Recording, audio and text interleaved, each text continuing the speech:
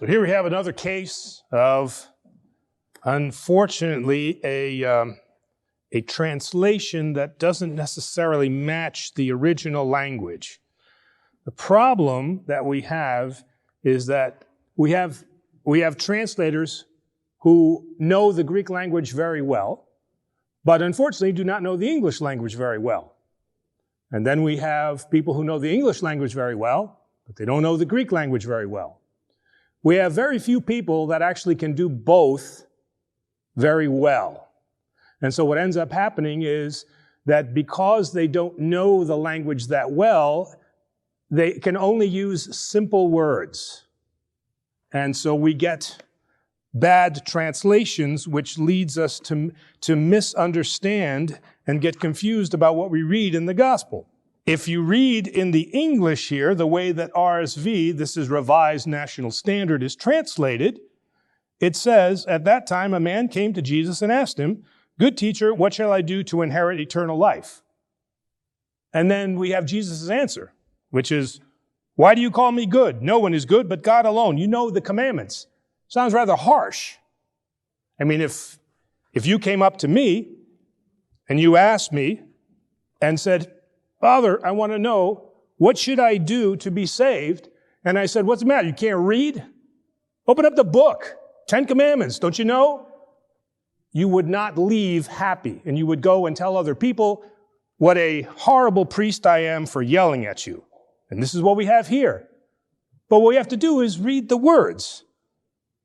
So it says, "Anthropos tis prosylthe tu Isu," so far so good. And the next word is pirazon afton. What is the Greek word for to ask? Rotao, right? That's not what it says here. It said pirazon, all right? How do you use that in Greek? Oh, come on. When I'm kidding around with you, that's exactly what I do to you. Sas pirazo tora, né? I mean, because we can use it in a sense of testing, okay?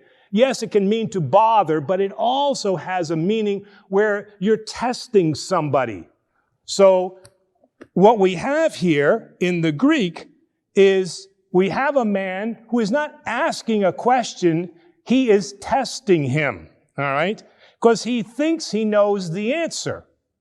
And so he's now wants to test Jesus, and the first thing he tests him with is the word agathos. All right? So, translation of agathos. Say that again. And it's not kalos either. No. It is good, but in a divine sense. Κάτι που είναι αγαθό is something that is good by divine meaning. I mean, you can say, για το τραπέζι, καλό τραπέζι είναι. Okay, you can say it's a good table, all right. But you would never use the word agathos to refer to anything that is not human, that is not the image and likeness of God. And it is a quality that belongs to God. So the testing that he's doing is he's saying, in two words, he's saying didaskale, which is teacher, and then he uses agathe. So he's playing with him. He's saying, he's giving him the rabbinic title of teacher, and then he's throwing in man of God, because he doesn't say kalos didaskalos, he doesn't say that. He says agathe. So he is testing him, and this is why we have the answer of Jesus. Because he knows what's behind it. So he's saying, why are you calling me good? The title you used for me is didaskale. You used the rabbinic title for me, so you believe that I am a man. So why are you going to use the divine idea of agathos in the next word? And so he's offering him the answer. He's saying, I know what you're doing to me. You are referring to me as a man and then testing me because of this divine word. And then he tells him, No one is good but God alone, which is how agathos is used. It refers to those things which are done with a divine nature. And now he gets into, so he knows that his thinking is rabbinical. He knows that his thinking is from the law. So where does he start? Where does Jesus start? He starts, don't you know the commandments? So he starts with something that the Jew would know. All right? And then he says, and his answer is, all of these things I have observed from my youth. Because Jesus knows that he is going to follow the law. This is what a good Jew of the time does. He follows, to this day, follows the law. And then now Jesus gives him now the divine commandment. And he says, one thing that you lack is sell all that you have and distribute it to the poor, and you will have treasures in heaven, and now you can follow me.